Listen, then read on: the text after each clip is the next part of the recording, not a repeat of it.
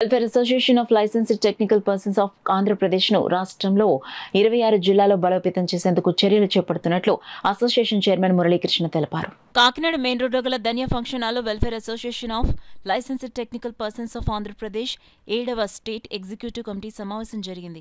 Association రాష్ట్ర అధ్యక్షుడు శ్రీనివాస్ కుమార్ అధ్యక్షతన జరిగిన సమావేశంలో అసోసియేషన్ చైర్మన్ మురళీకృష్ణ ముఖ్య అతిథిగా పాల్గొన్నారు. ఈ సందర్భంగా చైర్మన్ మురళీకృష్ణ మాట్లాడుతూ రాష్ట్రంలో పెరిగిన జిల్లాల ప్రకారం కార్యవర్గం నిర్మాణానికి సభ్యులు ఏకాభిప్రాయం తెలియజేసినట్లు చెప్పారు. అదేవిధంగా అసోసియేషన్లో నెలకొని ఉన్న సమస్యలను పరిష్కరించేందుకు చర్యలు చేపడుతున్నట్లు వెల్లడించారు. ఈ సమావేశంలో కార్యదర్శి విజయకృష్ణ, ట్రెజరర్ దేవేంద్ర ప్రసాద్, రాష్ట్రంలోని అన్ని జిల్లాల నుండి హాజరైన అసోసియేషన్ ప్రతినిధులు పాల్గొన్నారు. స్థానికంగా యూఎల్బీలో ఉన్నటువంటి సమస్యల మీద అనేక మీటింగులు మేము కండక్ట్ చేయడం జరిగింది.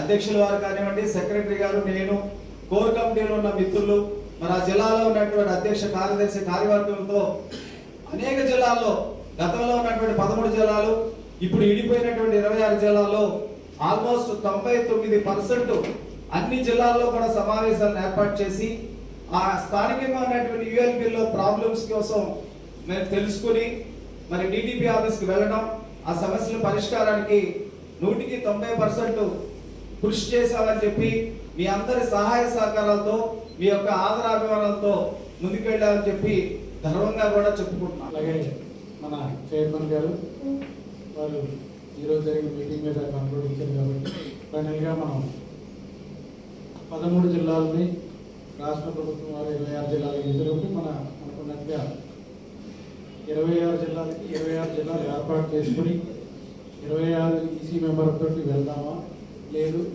13 మందిని పాత పద్ధతులు ఎలాగైతే ఇద్దరిద్దరు చొప్పున వెళ్దామనేది మీరు చేతులు ట్రై చేసి దేనికి అభిప్రాయాలు యాక్సెప్ట్ చేస్తారో తెలిస్తే ఇచ్చిన వారి పేర్లని రికార్డ్ చేసుకుని వచ్చిన మెంబర్స్కి దాని రిజల్యూషన్ పాస్ చేస్తారు. కాబట్టి 26 జిల్లాలకి యాక్సెప్ట్ చేసేవాళ్ళు చేతులు రైజ్ చేసి చెప్పండి.